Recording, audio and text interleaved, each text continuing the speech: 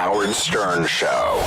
So when your coworkers say to you, and you're busy building an empire in your head for the shoe business, multiple stores, Nike, the whole thing, you're plotting that out. Yes. Someone says to you, hey, man, you're really funny, and you should be a stand-up comic. Yeah. And you say, okay, and you go and try it out. Here's how it happened. So we're at the shoe store. Right. I was the funny guy, constantly making everybody laugh on breaks, just during the day. Days went by fast because personality wins. And we know that the funny guy at the shoe store isn't necessarily the funny guy at the comedy club. No, it's a not whole the same different thing. ball game. Completely different ball game. Yeah.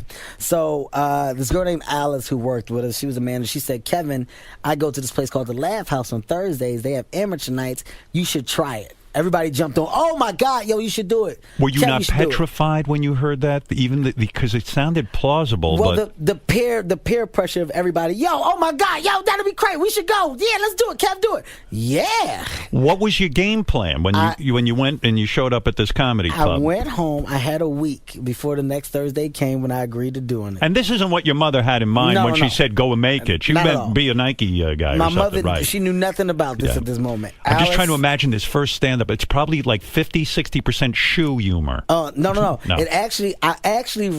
I wrote jokes based off of my travel to and from work. It was about getting on the bus, and the bus is crowded, being a pervert, grinding on people, acting like it's a mistake. It was interactions with people. It was me getting robbed, not knowing what to do. And it was only about 15 people at the amateur night, and 6 of them were my coworkers. And what they did was they showed me so much love when I went up there, even though my jokes weren't that strong. I fell in love with the lights. I fell in love with that moment. Why weren't the jokes strong? Was it because you didn't really have a punchline? I know how to tell jokes. Yeah, they don't end it. My jokes literally ended like this. Man, you get on the bus and it's crowded. You start grinding on people. They're like, what are you doing? Yeah, and that's it. That's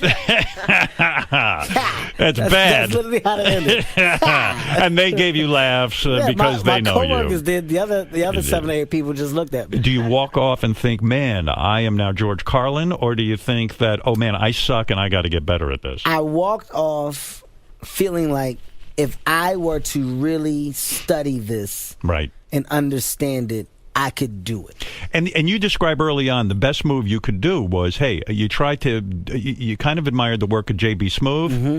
I started mimicking other people. Yeah, I started mimicking. Literally, I started taking pieces of other comics that I thought were great. Right. Which, of course, you're not supposed to do. But how else would you do it? You don't know what to do at that point. You're lost. I think most great comics don't admit to how much they had to sort of take other people's material in the beginning. I have no problem. It wasn't material. It was cadences. Right. I took J.B. Smoove's cadences. He's a great comedian. He's a great comedian, energetic, funny, talent. His cadences of how he was on stage, just the people I saw that I was around, and it got to a point where I was like, you know why I'm not succeeding? I said I'm too comfortable.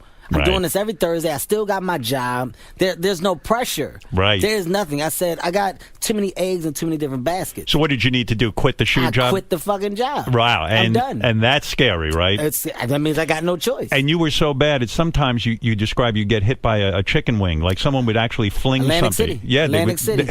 I performed on a male strip club night in between setups. Oh, God. I remember a bunch of Is that the worst gig ever? A bunch of people were there. Yeah. First of all, a guy threw the wing at me. I was like, "Why are you even here?" That's what I was thinking in my mind. He was so frustrated. I'm funnier than you. He was like, "Hey man, enough!" Yeah. And he just threw a saucy buffalo wing at me, hit me in the side of the face. Bring back the man. That's like, why are you even at this fucking place? This guy was willing to take his food and give it and throw it on the table. Like he was so frustrated with my joke that he bit a piece of it and said, "That is enough." What is it about you that kept you going after something like that? I don't like to lose, man. I'm not a guy that takes losing well. And then you did the unusual thing of changing your name to Little Kev the Bastard. Little Kev the Bastard. Little Kev the Bastard. Was that to be edgier? Like maybe if I have a name like Cedric the Entertainer, I'll be Kev the Bastard. I'm gonna tell you how that happened. So my dumbass friend, we in the car. We in the car, man. He's like, you know what it is? You know why you're not getting laughs? Because you don't have a thing. Right. He's like, all these comics got a thing, man. He's like, you need a thing. We spent, I'll never forget this, man. We spent 10 minutes in the car. We're on the way to the comedy club and we're flinging names out. And he goes, Lil Kev the Bastard. I was like, what? He said, the Bastard. You should have thrown him out of the and car. I was like, you think? He's like, man, I'm telling you, when people hear that, they gonna go crazy. And we had music on. He was like, make some noise for Lil Kev the Bastard. And he turned the music up, and I was like, it sound good.